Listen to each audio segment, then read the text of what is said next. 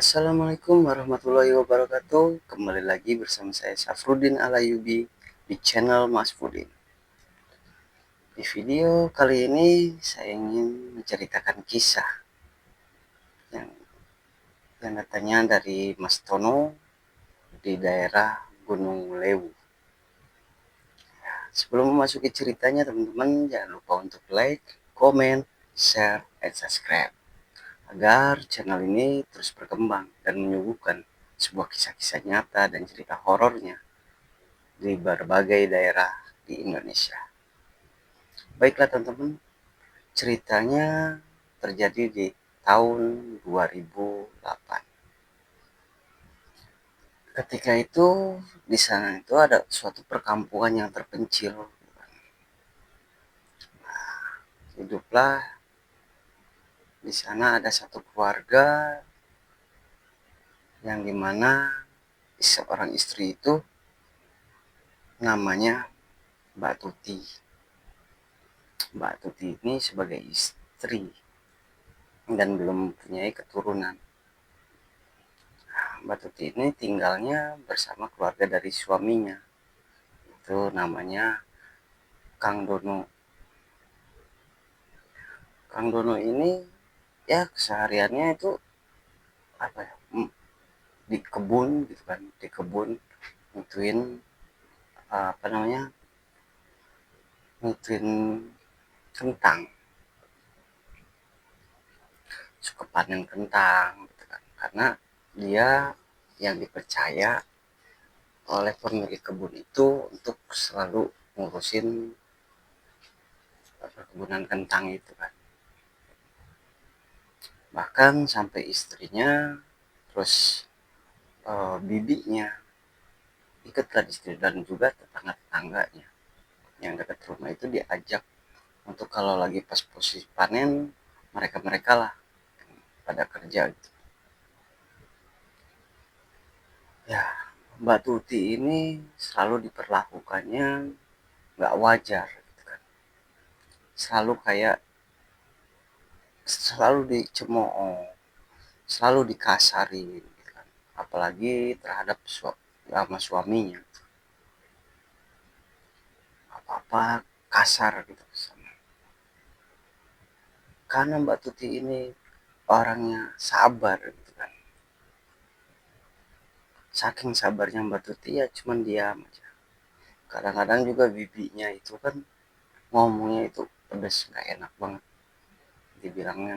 Dibilanginya itu istri kayak gini tuh masih istilahnya masih di ini aja dipertahanin buat apa, orang nggak bisa ngapa-ngapain, bisanya ngerepotin doang di sini. Sakit hati Mbak Tuti itu, sakit hati dengan ucapan seperti itu. Nah suatu ketika karena perkebunan kentang itu lagi panen, akhirnya Mbak Tuti terus bibinya sama warga-warga yang dekat rumahnya itu kan ikut gitu kan di sana. Nah di sana mereka ya seperti biasa gitu kan, ngambilin kentang karena udah panen yang harus untuk dijual, untuk dibawa ke kota gitu. Dan pada saat itu suaminya Mbak Tuti ini lagi nyerahin hasil panen itu ke yang punya kebun itu di kota. Jadi di perkebunan itu cuma ada Mbak Tuti, bibinya, sama warga-warga. Ya sekitaran ada 5 orang gitu kan di situ. Karena di sana dibagi di blok-blok gitu kan, blok sini bagiannya ini, bagian ini. Jadi satu blok itu ya yang ngerjain 6 6 orang itu saya sama suaminya Mbak Tuti itu. Nah, suatu ketika suaminya itu ke kota, Mbak Tuti dengan giat gitu kan, ayo manin ini, walaupun pekerjaan itu berat melelahkan dengan terik mataharinya gitu kan, panas gitu. Sementara bibinya itu ya di tempat teduh itu ya santai-santai aja. Dan ketika itu bibinya memanggil tetangga-tetangganya itu, yuk yuk sini yuk, istirahat dulu, istirahat dulu. Karena di tempat beristirahat itu udah disiapin yang namanya minuman, makanan gitu kan. Tepatnya waktu itu jam 11 siang, mau mau ke jam 12 lah, setengah 12-an. Karena terik matahari itu lagi kencang-kencangnya, lagi panas-panas. Sementara Mbak Tuti itu ya terus bekerja, nggak pernah ditawarin minum dulu atau apa. Ya, yang berlima ini, bibinya sama warga itu lagi asik nyantap makanan, minum sembari ketawa-ketawa. Sementara Mbak Tuti ya tetap terus bekerja, nggak ditawarin. Gigih banget Mbak Tuti. Ya ulet ya cekatan dan sabar gitu kan. Ketika semuanya udah beres, akhirnya bibinya bilang, itu si Tuti dikasih minum suruh istirahat dulu. Ada tetangganya yang ngomong, biarin aja dia kerja katanya, biar dia nggak malas-malasan, di rumah aja malas-malasan apalagi di sini. Makanya selalu diomelin terus sama suaminya. Mbak Tuti itu denger, kesel ya kesel, tapi mau gimana lagi, ya udah Mbak Tuti selalu menghiraukan omongan dari bibinya itu.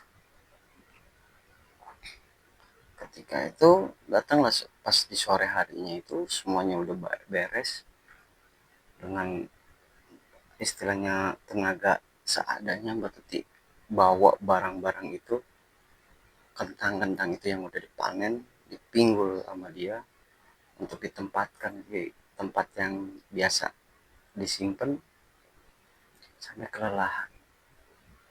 Akhirnya karena Mbak Tuti lemas gitu kan, makanlah Mbak Tuti di rumah. Lagi asik-asik makan, suaminya ini datang. Tiba-tiba langsung nendang itu piring makan, ditendang sampai makanan itu berserakan. Mbak Tuti bilang, kenapa mas, kamu bukannya kerja malah enak-enakan makan. Lah kan saya udah kerja, ini semuanya udah saya kerjain. Itu kata bibi, kamu di sana cuman tidur-tiduran aja, di balai-balaian, minum, makan, tiduran-tiduran. Namun saya nggak ada di sini. Enggak kok mas, malah saya yang ngerjain. Udahlah, kamu istri nggak mau tahu diri. Situlah rasa sakit hati dan Mbak Tuti itu pengennya keluar dari situ gitu kan. Tapi Mbak Tuti itu nggak megang uang sama sekali. Sementara suaminya itu kan habis dapat upah dari yang punya kebun itu. Dia pergi setelah dari rumah itu, pergi pulang-pulang mabok. Mabok, datang-datang mabok itu ya cuman ngomel-ngomel aja di rumah. Ngomel, maki-maki, maki-maki si Mbak Tuti. Ketika itu bibinya itu ya selalu ngomporin, selalu ngomporin. Nah, lalu maka kalau punya istri itu dididik yang benar. Jangan malas-malasan mulu. Apa malas, apa malas. Tetangga aja pada ngomong dia tuh males kerjanya. Kalau di kebun nggak mau kerja malah tidur-tiduran. Makin lah yang namanya kondisinya suaminya itu lagi mabok. Makin udah ngejambak sampai mukul gitu kan. Sampai berdarah Mbak Tuti itu. Nangis-nangis. Cuman Mbak Tuti diem masih tahan gitu kan. Sabar. Satu ketika keesokan paginya gitu, Mbak Tuti itu ya berangkat lagi berangkat di perkebunan itu biasa untuk ngambil kentang yang udah siap untuk dijual. Ketika itu suaminya ya ada di situ gitu. Nggak lama itu karena dipanggil sama temennya, akhirnya suaminya pergi. Nah, nggak tahu kemana gitu perginya. Izin ya teman-teman, biar tenang, kopi dulu.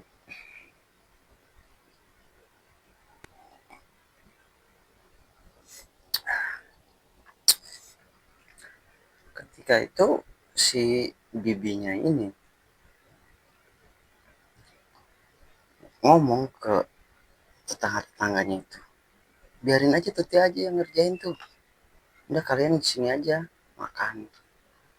Akhirnya tetangga itu ikut, sampai bibinya itu selalu ngejelekin yang namanya Mbak Tuti itu, dijelekin terus. Dan tetangga-tetangga yang ini yang berlima ikutlah ngejelekin. Ya pokoknya Mbak Tuti itu diperlakukan itu nggak wajar lah gitu kan. Satu ketika Mbak Tuti ngerasa pusing gitu kan, kecapean karena terik matahari belum makan. Nyamperin lah ke balai-balaian itu, tempat istirahat. Niatnya untuk minta air karena haus gitu kan. Bi, boleh minta airnya? Kamu kerja baru segitu aja udah minta air, kerja dulu. Akhirnya tetangga-tetangga yang itu ya pada ngikut, iya kamu tuh males banget gini gini gini. Di situ, kamu mau air? Ya mereka berlima itu nyiram air di gelas itu ke mukanya Mbak Tuti semua. Lah, tuh air tuh, tuh air tuh, tuh air tuh. Sampailah Mbak Tuti ngerasa nggak tahan, nangis. Akhirnya Mbak Tuti kembali ngambilin kentang-kentang itu kan, dengan haus, dengan laparnya. Terus satu ketika si suaminya ini datang, Bi, udah beres, udah tuh istri kamu tuh malas banget, makanya bibi suruh ngambil deh. Tiba-tiba suaminya ini ya emosi lagi gitu, nyamperin Mbak Tuti, langsung dijambak gitu kan. Sini kamu, katanya, kamu malas banget sih malam-malam, itu bibi aja bilang seperti ini, kamu nggak lihat bibi kerja gini, malah nyuruh-nyuruh bibi, kamu udah kurang ngajar sekarang sama keluarga saya. Akhirnya ditendang lagi lah badannya Mbak Tuti ini, tendang sampai, enggak mas, saya nggak nyuruh, nggak apa, udah kamu jangan suka ngebantah. Tetap suaminya ini ya dengan keras, akhirnya didoronglah si Mbak Tuti ini oleh suaminya sampai terjatuh, dan kepalanya itu ngebentur batu hingga darah itu ngucur, nggak berhenti berhenti ngucur. Pas nggak lama Mbak Tuti itu ngerasa kesakitan sembari berdarah gitu kan. Mas kalau kayak gini saya nggak terima kok, mas selalu nyalain saya gini. Terus kamu mau apa, kamu harus nurut sama suami gini gini. Ya cekcok lah, mereka itu cekcok. Nggak tahu kenapa si suaminya itu ngambil yang namanya golok dari sini kan, ngambil golok, tiba-tiba menusuk perutnya Mbak Tuti. Jas. Akhirnya Mbak Tuti cuma hanya megangin perut yang tertusuk itu dan terjatuh. Karena banyaknya darah yang keluar, akhirnya Mbak Tuti pun meninggal di tempat situ. Ketika meninggal di tempat situ, bibinya dan warga-warganya itu kaget. Nyamperlah ke situ semua. Pas di situ, kenapa tuh, kenapa? Tuti nggak ada, enggak. Aduh bingung, jangan lapor polisi ya. Udah tenang aja, kamu nggak usah khawatir, kita tutup mulut kok. Akhirnya pas di situ bibinya itu punya inisiatif, ya udah buang aja ke kali katanya, biar orang-orang itu nggak tahu, taunya Tuti itu hilang atau nggak tahu kemana. Akhirnya mereka itu ngangkat jasadnya si Tuti itu, dibuanglah ke kali itu. Nah setelah dibuang ke kali, warga pun yang lainnya itu biasa ngeliat si Tuti, kenapa nggak ngeliat Tuti. Dan warga-warga yang dekat rumahnya si bibinya ini, ya semuanya bungkam, diam, nggak tahu. Sampailah ada Pak RT itu nanyain, terus sampai ke pihak kepolisian, nyari, nggak ketemu. Nah ketika malamnya, setelah beberapa hari Mbak Tuti itu dibuang ke kali, datang yang namanya ke rumah bibinya. Ya mau arwahnya gitu kan, karena penasaran dan dendam gitu kan. Datang, ketok-ketok, bibinya pun terbangun. Pas terbangun, buka pintu, bibinya itu kaget melihat sosok si Mbak Tuti ini ada di depan dia gitu kan. Ngerasa nggak percaya, perasaan udah dibuang gitu kan, meninggal. Dan Mbak Tuti itu bilang seperti ini, saya nggak terima dengan perlakuan kalian semua. Suatu saat kalian pun akan sama seperti saya. Akhirnya bibinya ini ketakutan. Ketakutan masuk ke dalam, tutup pintu. Tutup pintu, si arwahnya Mbak Tuti ini ngikut ke dalam. Mau sampai kapanpun sebelum saya balas semuanya perlakuan kalian, saya akan terus. Bibinya kan ketakutan, takutan teriak-teriak. Akhirnya ada si suaminya Mbak Tuti ini datang. Bi, kenapa bi, kenapa bi, malam-malam kok udah teriak-teriak ini. Tahu itu si Tuti, si Tuti katanya. Tuti, Tuti kan udah nggak ada, kan udah kita buang di sana. Tadi kesini, dia bilang dia nggak terima dengan perlakuan kita. Ah, bibi udah ngayal, udah nggak usah mikirin itu. Lagian orang udah nggak ada, ya udah katanya. Nah, seperti itu. Ketika itu si arwahnya Mbak Tuti ini datanglah ke tetangga-tetangganya yang ikut pernah membuat, istilahnya ngerendahin si Mbak Tuti. Datangin satu persatu. Keesokan paginya itu rame, bibinya dan rombongannya ini rame menceritakan Tuti datang ke kita gini, wah bla bla bla gitu kan. Akhirnya mereka di kebun lagi gitu ya. Masih tetap. Dan mereka pun melihat sosok Mbak Tuti itu lagi berdiri di balik-balian itu dengan kondisi yang ininya masih berdarahnya, lagi mandangin mereka. Mereka pun sempat kaget. Pertama yang melihat itu bibinya. Tuti, Tuti. Akhirnya mereka pada lihat ke balai-balai itu, pada ngeliat semua. Nggak lama si suaminya itu kan ada di situ juga. Udah, jangan jangan berisik nanti malah ketahuan. Jangan ribut tuti mulu, orang udah nggak ada. Sampai seperti itu. Beneran itu mas, tuh ada, udah nggak ada. Akhirnya sore pun tiba, mereka pun pada pulang gitu kan, dari perkebunan. Tepatnya jam 9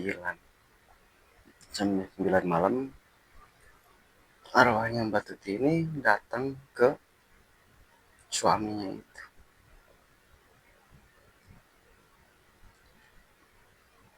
dan istilahnya ngeganggu gitu. Mas, masih ingat saya? Suaminya pun kaget. Ah, Tuti, ini, Mas, saya bakal balas dendam tentang perlakuan kamu, Mas. Akhirnya suaminya pun sama ketakutan, ngerasa dibayang-bayangin terus. Ketika itu, dengan di malam yang sama setelah mendatangi suaminya, arwahnya Mbak Tuti itu datang ke bibinya. Ke bibinya, ngebangun bibinya. Akhirnya bibinya itu panik, ketakutan.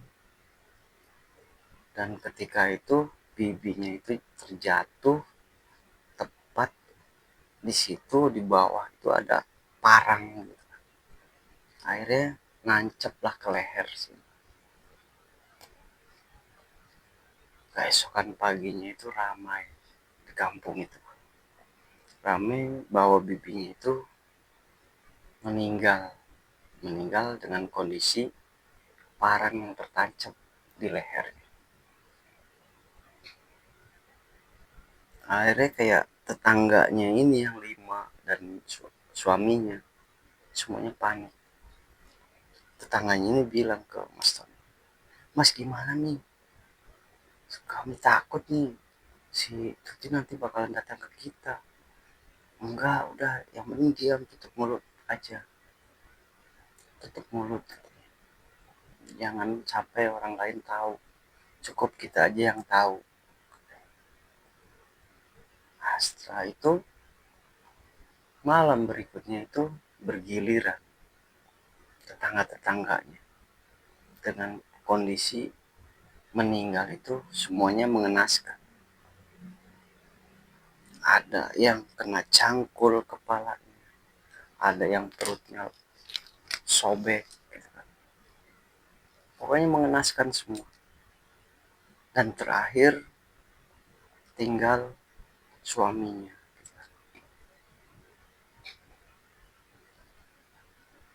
Setelah beberapa lama kejadian, bibinya, tetangga-tetangganya yang waktu di kebun sering membuat nggak enak si Tuti, meninggal semua. Akhirnya si Tuti nemuin suaminya. Mas, sekarang giliranmu. Akhirnya si suaminya itu ya kayak orang gila gitu. Selalu terbayang-bayang Tuti. Sampai warga-warga yang lain itu menenangkan. Wah, si Tono udah gila. Si Tono udah gila nih. Dia kayaknya ketakutan gini-gini. Sebenarnya ada apa ini?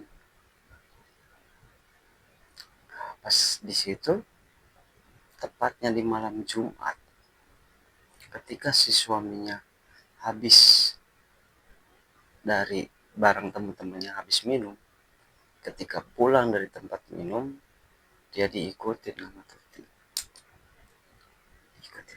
Ketika menoleh ke belakang itu, ngelihat Tuti itu lagi ngejar dia, sembari membawa suatu parang, parang atau celurit lah. Akhirnya si suaminya itu sembari lari, dengan kondisi mabuk lari. Lari sampailah ke rumahnya. Dan di rumahnya itu si suaminya itu ya cuman di kamar tidur tutupan gitu. Saking ketakutannya akhirnya si Dut itu ketuk-ketuk pintu lagi, tak tak tak tak tak tak. Suaminya ini teriak-teriak, udah kamu jangan kesini, jangan kesini, sana sana sana. Tapi tetap Tuti, arwahnya Tuti itu terus teror terus si suaminya ini. Hingga saat suaminya itu keluar dari rumah, lari ke area perkebunan, di kebun kentang itu. Dengan kondisi gelap dia lari menghindar lah. Tapi si arwahnya Mbak Tuti ini terus ngejar, ngikutin. Hingga suatu saat si suaminya itu terjatuh, tersandung. Akhirnya si Mbak Tuti itu megang batu dan melemparkan ke kepalanya sampai berdarah. Ketika berdarah, si suami tetap bangun untuk lari. Lagi lari, kakinya dihajar pakai celurit itu atau parang. Das, sampai terputus.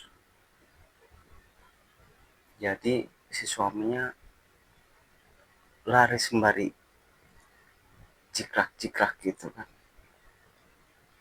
Ketika udah mendekati sungai di mana jasad Mbak Tuti itu dibuang, karena kondisi banyak darah yang keluar, si suaminya lemas di situ. Akhirnya disitulah si suaminya itu terikat lehernya dengan pohon bambu gitu kan. Bambu sampai hembusan terakhir. Keesokan harinya gempar semua. Dikejutkan dari salah satu warga yang menemukan si suaminya Mbak Tuti itu tergantung di pohon bambu dengan kondisi kakinya putus dan kepalanya itu berdarah pecah. Akhirnya diturunkan oleh warga, semuanya tercium bau bangkai. Ternyata di bawah sana jasad Mbak Tuti itu nyangkut. Akhirnya temu, dimakamkan. Semuanya dimakamkan sama warga. Dan semuanya pun akhirnya terbuka. Kenapa Tuti meninggal, ternyata dibuang oleh mereka ini sama suaminya dan bibinya. Itulah teman-teman sedikit cerita kisah pengalaman dari Mas Tono di Gunung Lewu. Semoga yang bantu like, bantu komen, bantu share, dan subscribe, Allah kembalikan rezekinya, dan Allah banyakkan rezekinya, Allah sehatkan badannya.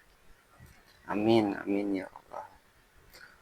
Sekian dan terima kasih. Saya Safruddin Alayubi. Mohon pamit. Assalamualaikum warahmatullahi wabarakatuh.